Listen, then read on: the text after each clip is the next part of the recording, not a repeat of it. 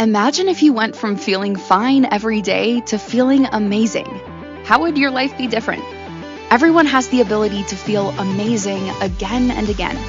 You just need the right tools to get there. If you're ready to feel amazing, stick around. Now, here's the host of the I'm Not Fine show with functional nutrition coach Lizzie Ens.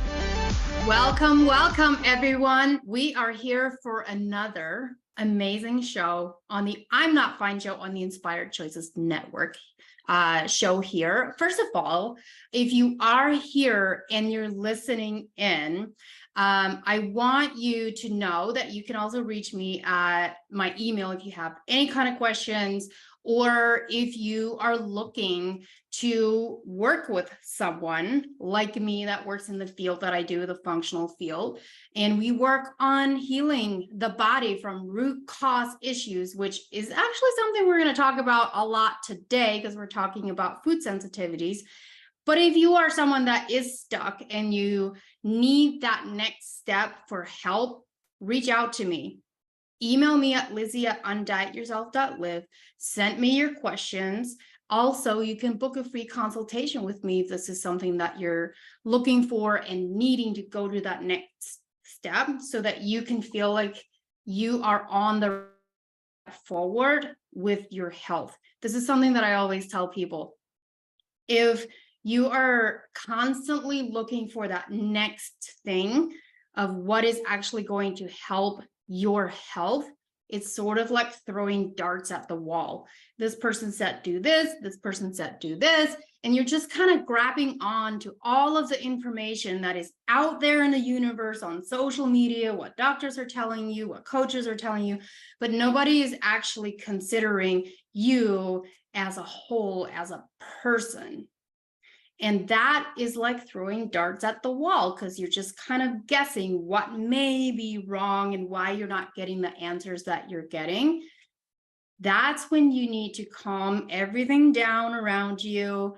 That's when you need to work with someone one-on-one, work with someone that's going to get a full health history of what is going on, and then do in-depth lab testing. You can do lab testing, you can do urine testing, you can do all kinds of testing to find out the root issues of what is going on with your health. Now, here's something that I talked about a little bit yesterday on my Instagram stories, actually, which was really funny to me after the fact, because I noticed that I had a drop in followers after I said this, which is 100% okay.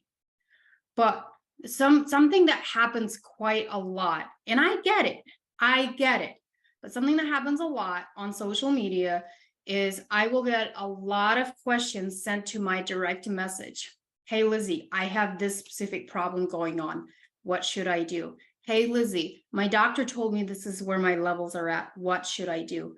And I just want to, what I shared on my story yesterday is I simply, unless I'm working with you and I have your entire health history and then do labs and like get the full picture of what's going on, I can't tell you what you should be doing. One, it's not legal. Two, it's not ethical to do that. For me to tell you over social media what you should be doing, if I don't know you and I don't know your health history, that's detrimental to your health. And there could be some really, really big errors that get made.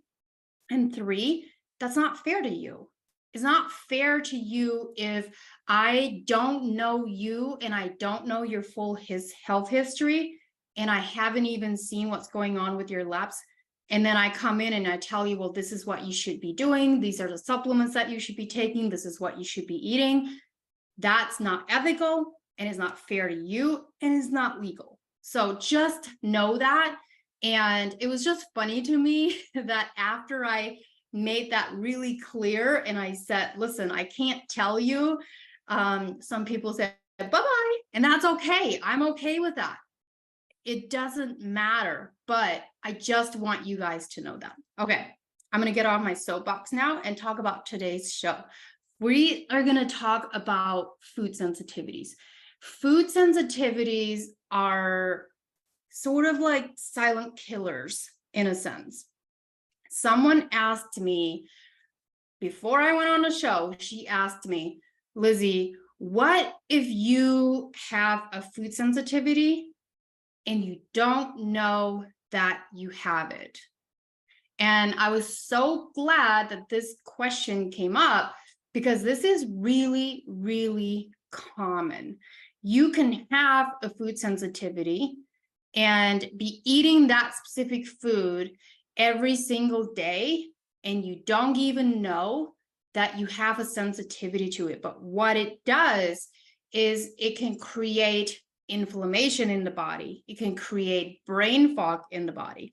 It can create this downstream, like ripple effect in your health without you even knowing. I'll give you an example. I, at one point, did a food sensitivity test, and sometimes you have to take food sensitivity tests with a grain of salt, a little bit. But when I did my test, I had about 100 different food sensitivities, and these were all foods that were quote unquote healthy. In general, they would be healthy. I'm talking about spinach, walnuts, some of the meats, chocolate. Like if you eat regular healthy chocolate that doesn't have a lot of sugar added in, it's totally fine because it's high in magnesium and it can provide minerals that your body actually uses. But I had about 100 different ones. Eggs was on there. Obviously, I had gluten, dairy, and some of those were incredibly shocking to me. I remember seeing garlic and onions and ginger and mushrooms. I remember seeing all of those on there, and I was dumbfounded. I thought, how can this be possible? Like, how is it possible that I have so many food sensitivities, but all of these are coming from the healthy foods that I eat on a day-to-day basis? But you know what happened? I was having a lot of health issues, like skin issues, bloating, tired all the time. And I didn't realize at the time that some of that was actually the food sensitivities that I had to these foods that I was eating every day. So what I did is I went on a journey of eliminating those foods for a while. But here's what I want you to know. It's not enough just to eliminate foods, because the reason that we are sensitive to foods and have food sensitivities is because there's an imbalance going on in our gut. There's inflammation going on in our gut. It could be enzyme deficiency, which we talked about last week. It could be low stomach acid, which we talked about 2 weeks ago. So there's a lot of information been leading up to this, but those things can contribute to food sensitivities. Now, I'm going to get into the 3 different types of sensitivities and allergies and what the difference is, because there's food sensitivity, there's sensitivity, and then there's allergy and all of that. I'll get into that. But I want you to know that it's not enough just to cut food out. You have to know how to go about healing the gut and giving your body what it needs so that it can heal and so that you can bring those foods back eventually. That's what I did. When I learned that I had all these sensitivities, I actually ended up cutting almost all of them out. I also had really, really high candida levels at the time, which if you have high candida levels, the chances of your food sensitivities being higher are higher. But with that being said, I went on this 4-month journey of cutting foods and helping my gut heal, getting my candida levels down. And then what I started to notice is as I cut the foods out, and then if I would have them, I would notice whether or not I would react to them. And so before, because I was having them every day and I was just used to kind of feeling the way that I was feeling, I was not able to detect whether or not I was sensitive to those foods. So a lot of times when it's something that we've been having for a long time and we've never really eliminated it for a period of time to see whether or not we feel any different when we get off of it or when we bring it back in. We don't really know if we're sensitive to it. But I will tell you right now, food sensitivity and finding out whether or not you are sensitive to a specific food is one of the hardest things to detect, because it can be really, really mild. But the other thing to remember is it can affect your immune system. So let's say you have an egg sensitivity. That was actually one of my sensitivities. But let's say you had an egg sensitivity and you're always eating eggs. Well, if you're sensitive to those eggs and you're constantly eating them, your digestive system has to work harder to digest it and work it off, even though it's inflaming it, it's causing inflammation in the body. Now your immune system has to go into overdrive to try to compromise and make up for the inflammation that's being caused because of the food that is causing the inflammation that you're sensitive to. So let's say, for example, for some people, if they don't have eggs for a while, they go somewhere and they're still sensitive to the eggs, but they go somewhere and they're like, I'm just gonna have eggs because I want to have eggs. And they think that they can just handle it, right? Because sometimes we do need to test it. If their body is not ready to digest the eggs and it causes inflammation, what it actually does is suppress the immune system, and people can get sick literally just from eating the food that they're sensitive to. That's how some food sensitivities can work. If it's a sensitivity that's like high on the list. For me, example would be gluten. So gluten was one of those things that I just knew that I was really, really sensitive to. I'm not as sensitive to it as I used to be, thank God. So sometimes when I go out to eat and I'm like, I want the burger and I have the bread and it has gluten in it, I'm actually okay. But before, I would have that, and literally either the same day or the next day, I would get headaches and migraines. That's how sensitive I was to that. And in my worst time of all the food sensitivities, I would get sick all the time. I would get food poisoning really easily, and I would get sick really easily. And one of the things that was really, really hard for me to do during that time was traveling. If I would travel somewhere and enjoy different kinds of foods and foods that I was sensitive to, if I would come back from that trip, it was mostly like when I would fly somewhere, but coming back from that trip, sometimes it would take me a week to 2 weeks to recover from that trip. It was really, really difficult, but our immune system already goes into overdrive just in general when we're flying, because you're exposed to like all the germs, and then you're inhaling like the fuel from the plane. So like here's something that you can do when you're flying, which something that I do is when you're, like when you're sitting there and they're like getting ready, they're firing up the engines to like get ready to leave, and all of a sudden you start smelling that jet fuel and you're like, oh, that is really gross. Well, what you actually should do is take your shirt or something and just cover up your mouth and your nose so that you don't keep inhaling that, because that jet fuel will actually do a lot of damage to your immune system. So you already have that going on, and then you're traveling and you're enjoying all the ice cream and the fried foods and the burgers and the drinks and all that stuff. And it's just this like catastrophic thing on your digestive system, but also your immune system, because they go hand in hand. Okay, so that was only the first part of what we're going to talk about today in food sensitivities. When we come back, I'm going to share with you 3 different types of reactions that we go through or that we can have. So please don't go anywhere. We'll be right back, and we're going to continue on this journey talking about food sensitivities. And then towards the end of the show, I'm going to share some things that you guys can do to help as you walk yourself through this. We'll be right back.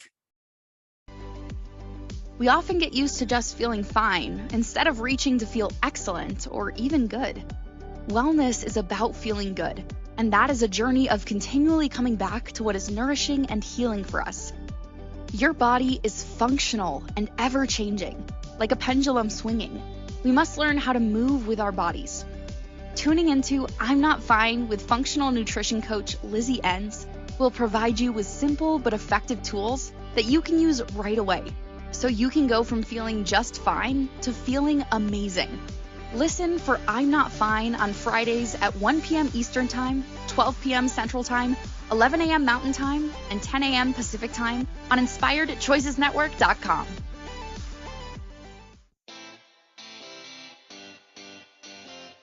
Are you a subject matter expert?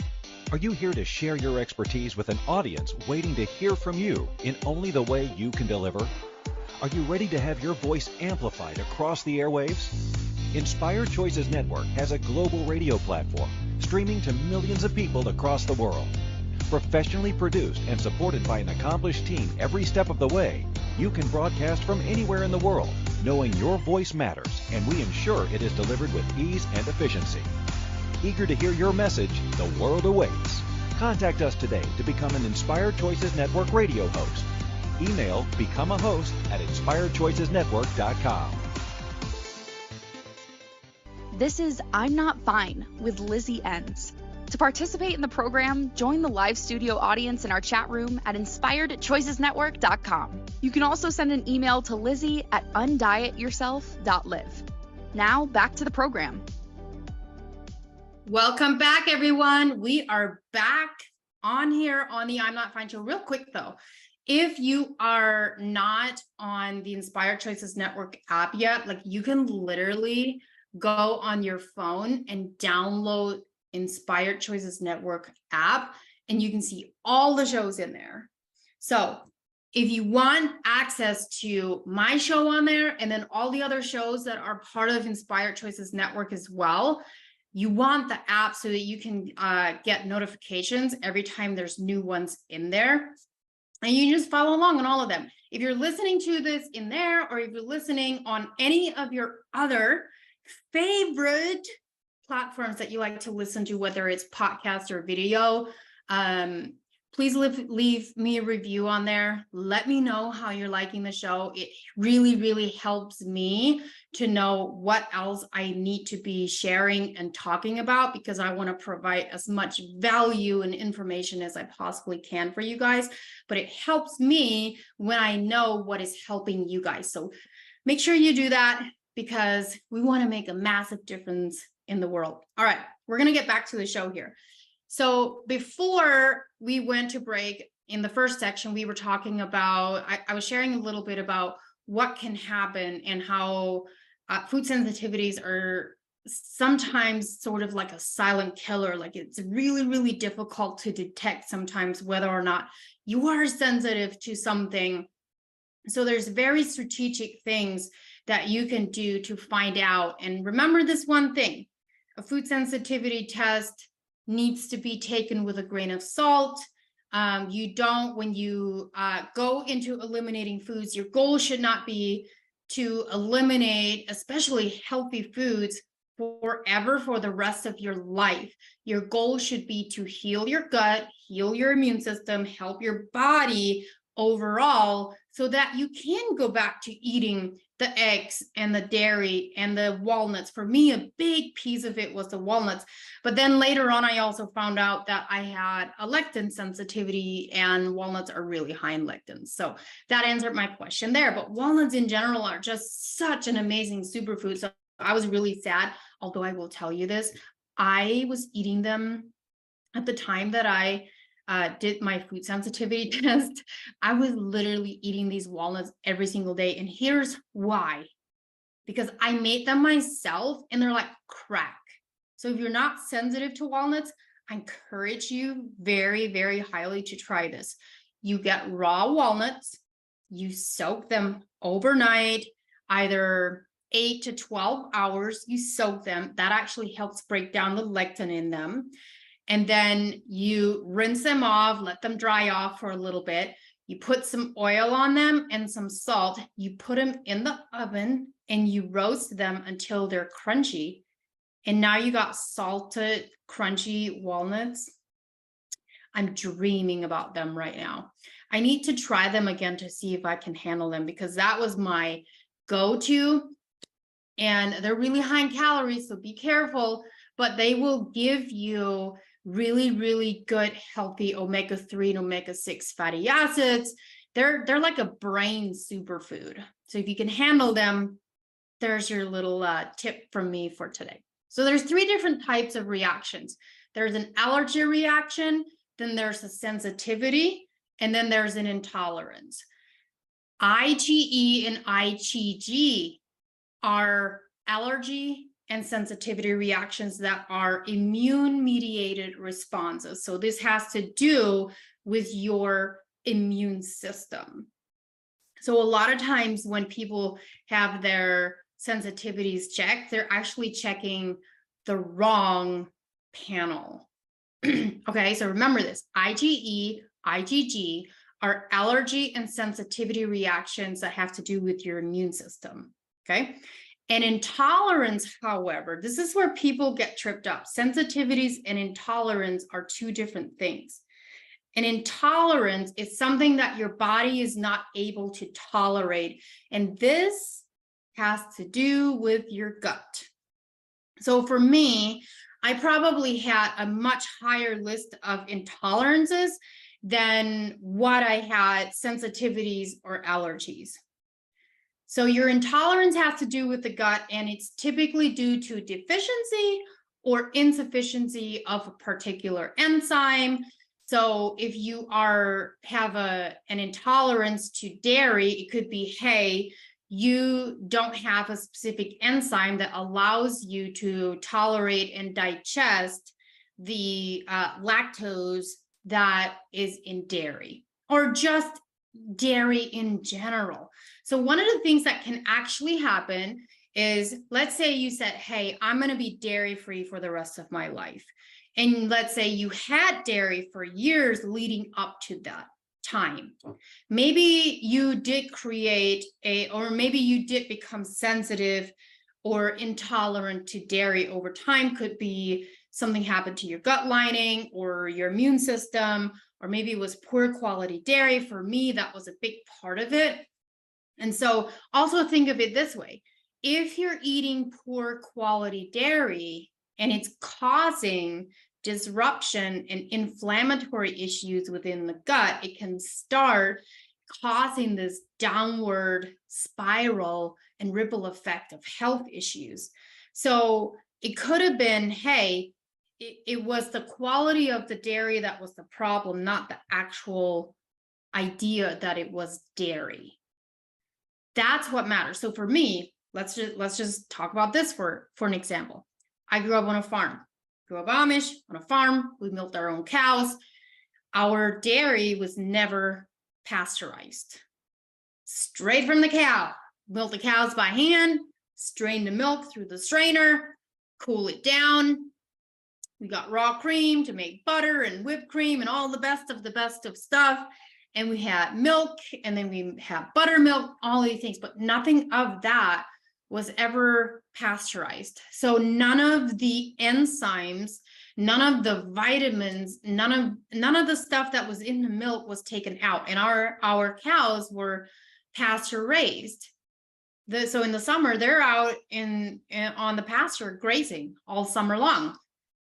And they still got fed feed, but they got grass fed as well. And then in the winter, it was too cold for them to be out on the pasture, but they would be in the barn, but they would still be eating the hay that grew on our farm in the summer. So it was just a cycle that was happening. So like I said, it's not always the fact that it's dairy or the actual food. It's the same thing with gluten. It's not the fact that it's gluten. It's how it's processed, how they're processing it. So gluten is highly GMO, right? You go to Europe, you don't have any typical gluten problems. A lot of people with gluten issues in America can go to Europe and eat all the gluten that they want and not have an issue. And that has to do with the way the wheat is grown and glyphosate that's on it, and then the way that they process it and the way that they strip it. So think about this. Like, I think about how we grew our own wheat. Now we used some of it for baking and cooking and stuff like that, but I'll be honest, like, we bought a lot of our flour that was already flour because we didn't have like a flour grinder or anything like that. But it's, if you harvest the wheat berries, the whole wheat berries, it's not white. Nothing is stripped from it. So if you think about it, if you're using white flour is actually flour that's coming from wheat berries, but it's just been stripped down into white flour. So the glyphosate, the GMOs, all of those things are the things that are affecting our body, and why we're getting sensitive or allergic to those types of things is because of how it's grown and how it's harvested, and then how it's processed. That there is where the problem lies. And that is what people need to understand, is that it's not necessarily the fact that it's gluten, it's the way that it was processed.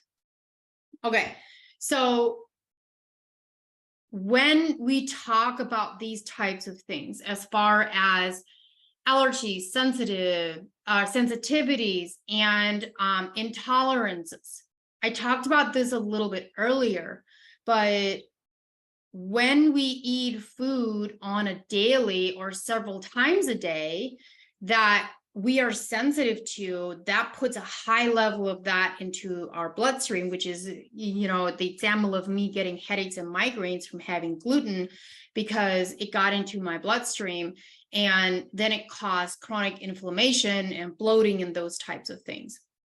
So all of those things can happen over time. Now, there's variations in length of reactions. So for some people, a daily sensitivity reaction can occur anywhere from 12 to 72 hours after exposure. So sometimes when people eat something and they're like, well, I ate that, but I didn't have any reaction to it. Like, I didn't feel anything when I ate it. Well, you can be reacting to it 72 hours later. So it depends on each individual. So it could be 12 hours later you're reacting to it, or 72. And here's something to remember.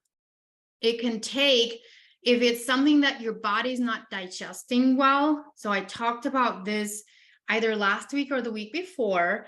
I talked about how it should take no more than 24 hours after you consume a food for it to then be eliminated from your body, right? You should be eliminating it. But depending on what's going on and how slow your digestion is and how slow things are moving through your body, that is also why it can take up to 72 hours for you to have a reaction, for you to be bloated. So think about this. Your stomach is not in your belly area. Your stomach is actually much closer to your sternum.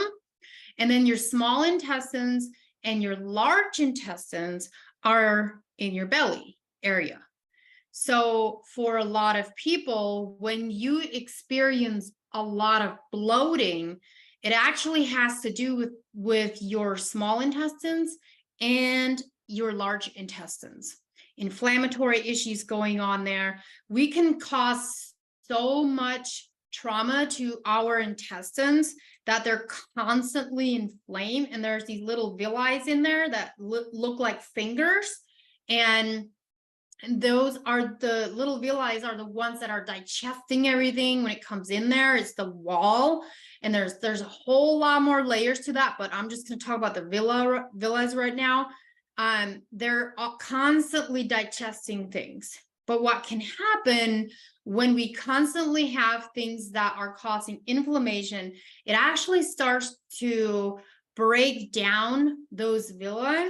And that's when we start having things seep through there and out into our bloodstream where we don't want it. So that's called leaky gut syndrome, by the way. Okay, so it's time for us to go to our next break. But when we come back, we're going to continue to talk about this and what some things are that you need to be looking out for, some of the most common food sensitivities, all of that stuff. And then I'm also going to share some other things on what you can do and where you can get started. So don't go anywhere. We'll be right back. I'm Lizzie Ens on the I'm Not Fine show. We often get used to just feeling fine instead of reaching to feel excellent or even good. Wellness is about feeling good, and that is a journey of continually coming back to what is nourishing and healing for us. Your body is functional and ever-changing, like a pendulum swinging. We must learn how to move with our bodies. Tuning into I'm Not Fine with functional nutrition coach Lizzie Ens will provide you with simple but effective tools that you can use right away, so you can go from feeling just fine to feeling amazing. Listen for I'm Not Fine on Fridays at 1 p.m. Eastern Time, 12 p.m. Central Time, 11 a.m. Mountain Time, and 10 a.m. Pacific Time on InspiredChoicesNetwork.com.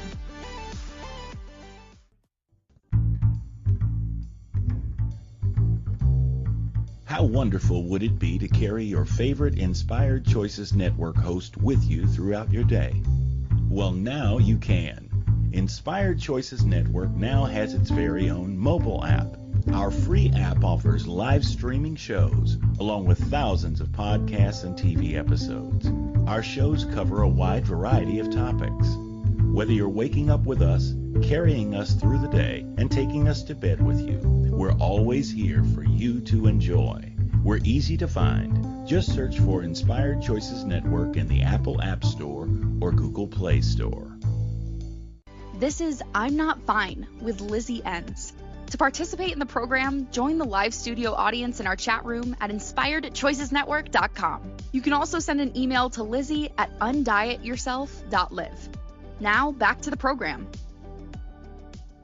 Welcome back, everyone. We are on a roll here talking about food sensitivities, intolerances, allergies, the different types of things to know and look out for. And I'm going to talk about some of the most common food sensitivities and also reactions to look out for.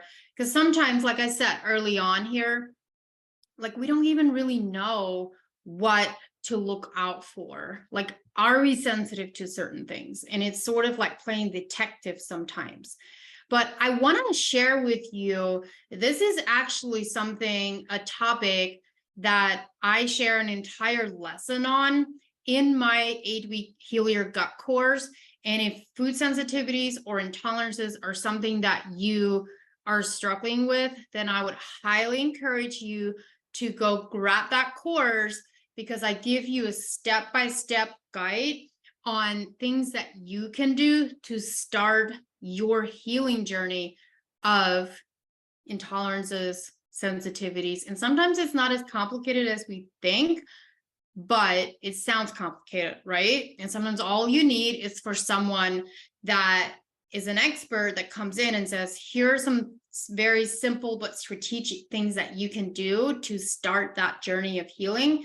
And that specific lesson in my gut course, you get to learn that and then put things into action of what you can do. Someone asked me while we were on break, what is leaky gut? Leaky gut is simply what it sounds like. Your gut is leaking.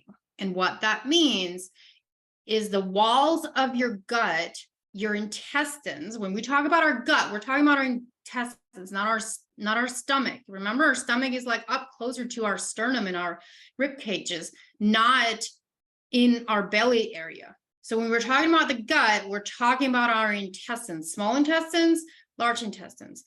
And leaky gut means that the walls of our intestines have been so damaged, which goes back to the villas and the mucosal coating. So there's supposed to be a coating on there to protect, like, things to be seeped out into our bloodstream and the rest of our body.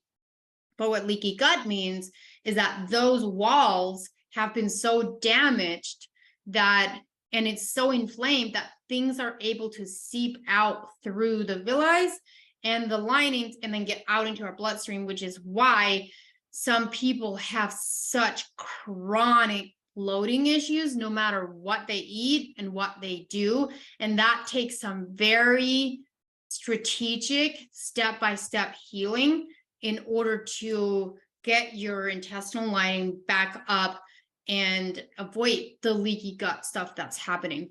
It's not fun. I have seen some people that have had really excessive bloating, and it was due to leaky gut.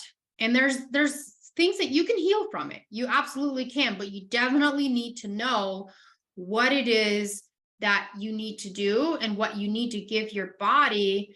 One, what you need to give your body in order for it to heal, because you can do that through food and certain supplements to help your body heal.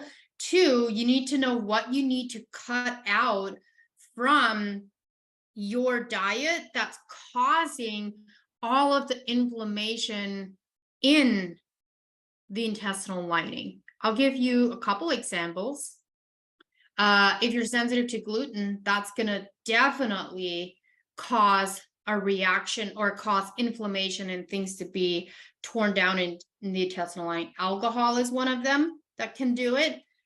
Excess caffeine, high sugar, and high fried foods, all the things that we want to moderate anyway, how much of it that we have all the time. Those are things that are going to definitely affect the intestinal lining. However, if you are sensitive to eggs and walnuts, like I was, like foods that you're like really intolerant of or sensitive to, those are things that are going to continue, even though they're healthy, they're going to continue to cause inflammation in that intestinal lining and avoid or prevent the intestinal lining to be able to be healed. So that's where you need to be very strategic in what it is that you need to do in order to help your intestinal lining actually heal, so that you can go back to eating the healthy foods that you want to eat anyway. How do the walls of the intestines get damaged? Someone asked me this question, which I love, and I think that I kind of covered that already. Is like it's the things that are coming in that we're sensitive or intolerant to that are continuing to break things down. That's what you want to think about. So you have to give your body a break, because sometimes when people are like, well, I know I'm sensitive to gluten, but if I only have it like once a week or whatever, like I'll be okay. And the reality is if you are really intolerant or sensitive to that, even that, this might sound really strict, but it's the truth. And I tell you guys the truth, even that one time that you're having it one time a week, even that can prevent your gut lining from completely healing. So there has to be a period of time where you just don't have it at all, so you can allow your body to heal. And for some people, that's 6 months or more. It just really, really depends on the level of the damage that was done and how long you need to give it. When I did my protocol, I did it very, very strictly for 4 months. And then after that, I just slowly like added some things in over time. But it was pretty rigorous. But I also I don't advise everybody to do it. I just know that I can. And if it's something that I want to do and I know that I can commit to, I know I can do it. Not everybody wants to do it like that, but I was on very, very strict protocol that I put myself on because I have the knowledge behind why I'm doing it, and I know that I can.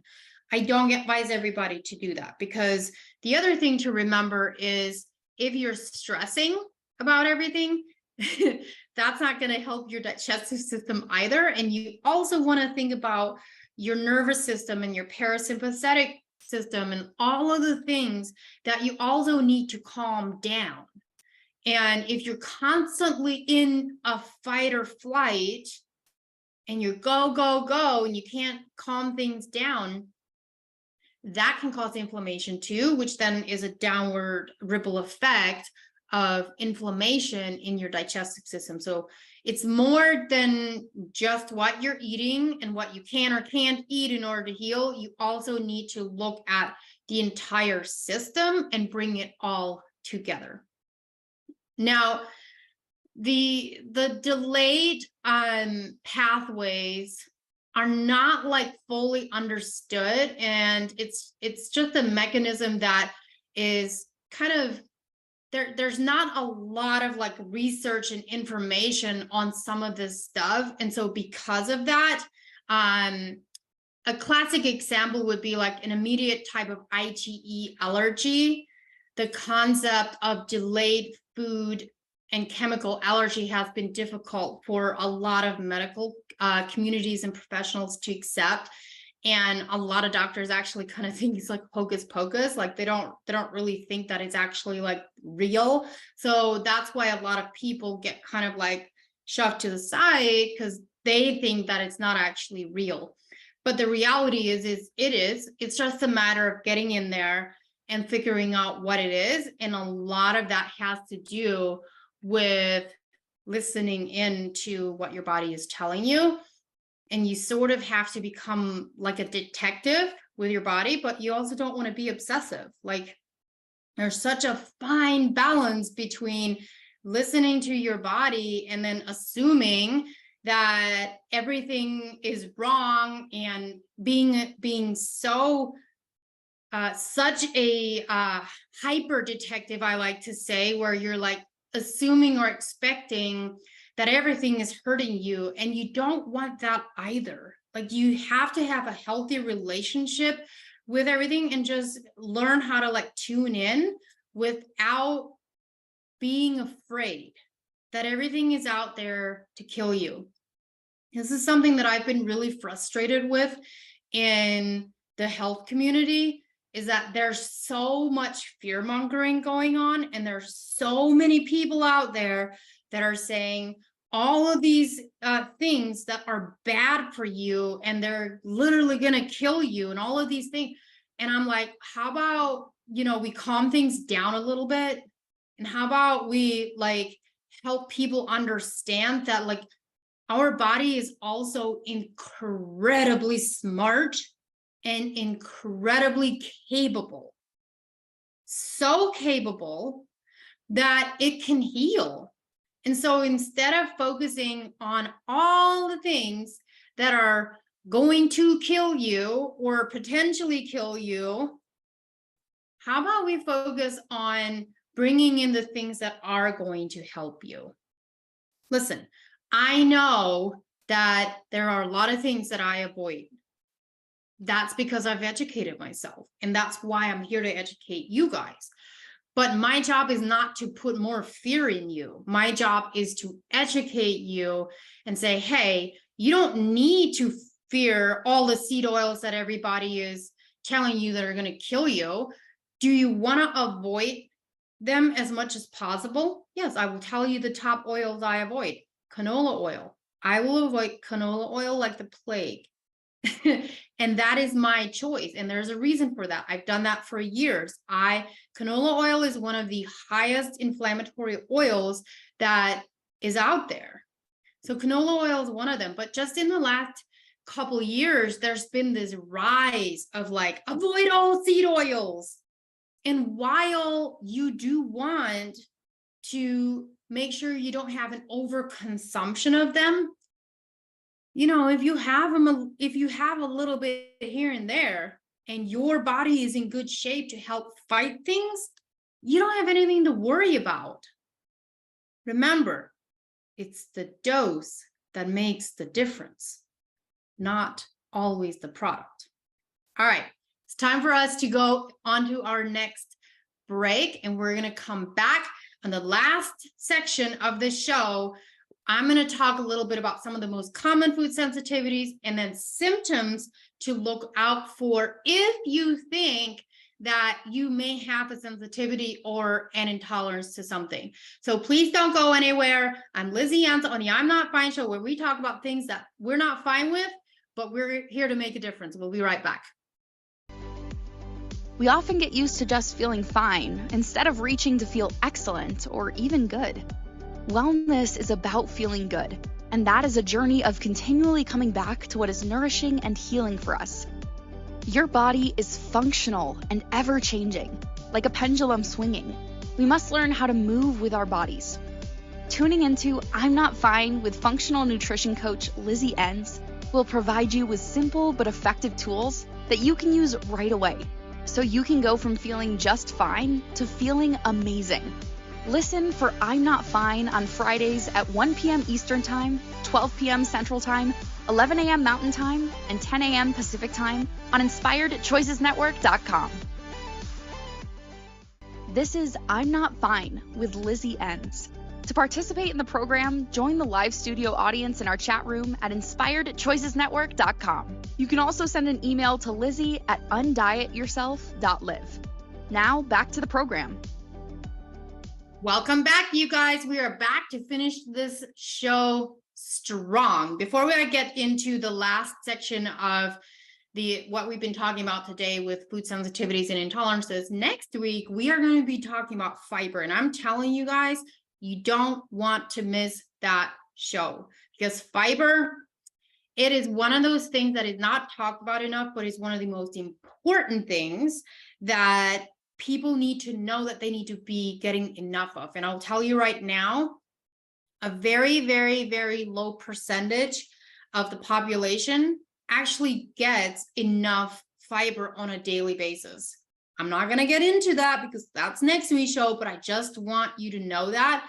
And I'm going to be talking about why it's so important. So please come back for next week's show, because that one is going to make a huge difference in your life as well. All right, let's talk about what some of the most common food sensitivities are. Corn. Yup, corn. This is something that always makes people laugh. Do you want to know why people are so sensitive to corn and they don't even know?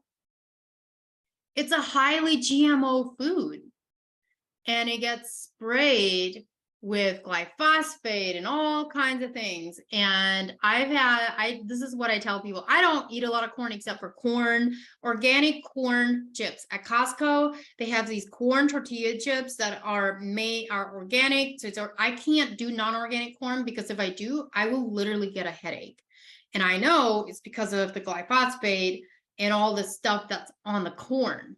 So if I like to make stove popcorn, and if it's non-organic, I can't eat it. I will immediately feel the headaches and the bloating. And it's not because it's corn, it's because of what is on it and what is in it. But at Costco, they have these huge bags of corn tortilla chips, and they have like 5 ingredients in them. And it's like organic corn, and I believe they use it's either avocado or coconut oil. I can't remember. Anyway, and then salt. So like super clean. And I love them. So I will eat that. But here's something that I always tell people is think about this. Corn is not something that we need to be consuming anyway. Like if you want it every now and then, great. But like, it's not really even a vegetable. It's mostly just like a carb with loads of sugar on it, right? So corn doesn't have a lot of nutrients. And here's, I always tell people corn is actually to like fatten you up, because here's an example, like on the farms, if you had cattle or pork or any kind of like beef that was out on a pasture all summer long and all they were eating was grass all summer, and your goal was to bring them in the fall to sell them to the market for beef, what they would do is bring them in, keep them in the barn where they're not running around, and they feed them just corn feed, and that fattens them up really quickly, and they get that nice healthy juicy fat in there, and corn did that, and pigs mostly eat corn feed. So anyway, there's your little corn history, and some people don't like it, but I always like laugh, and I'm like, it's the truth, that's what it is. Eggs, dairy, soy, sugar, wheat/gluten, yeast for some people. Some have a high sensitivity to shellfish on the list as well. And those are some of the most common ones. There's obviously more, as you can tell from the show earlier when I was talking about some of mine. I'm telling you, like, I had like spinach, kale, broccoli, chocolate, meat, like I wasn't allowed to eat beef, like all of those things like were on the list. What are some signs that you may have food sensitivities or intolerances? Gas and bloating. So if you have a lot of gas, that is definitely a sign.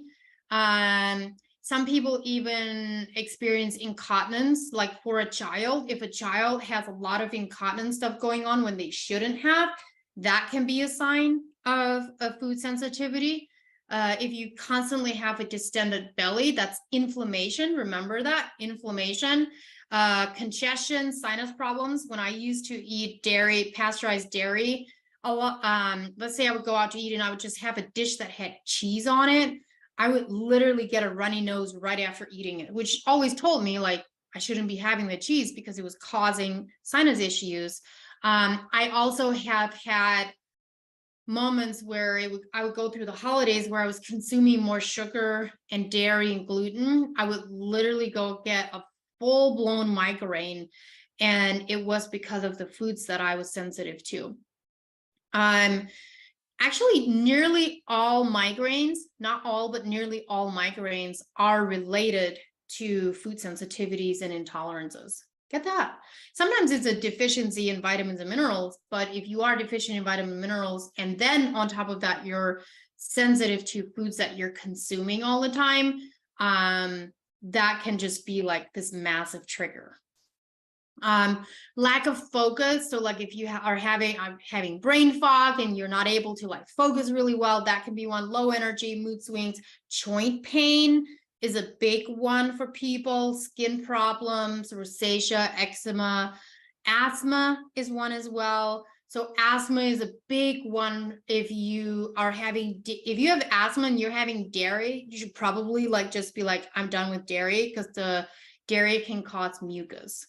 Autoimmune is another one that can be. And so really what you want to think about, what I'm going to tell you right now, right off the bat, as we're about to end the show here, is your immune system needs your attention. So you need to be making sure that you're bringing things in to support your immune system and help you heal your gut lining.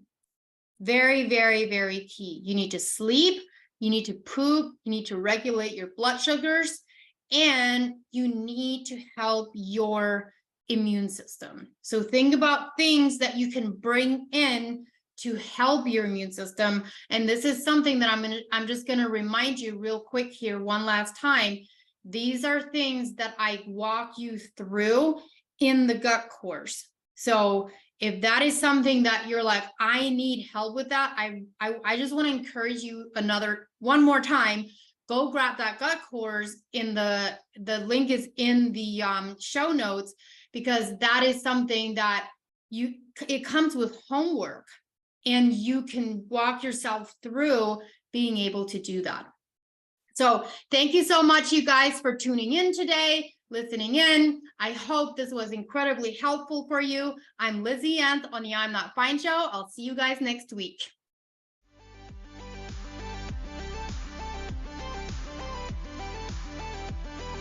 Thank you for listening to the I'm Not Fine show.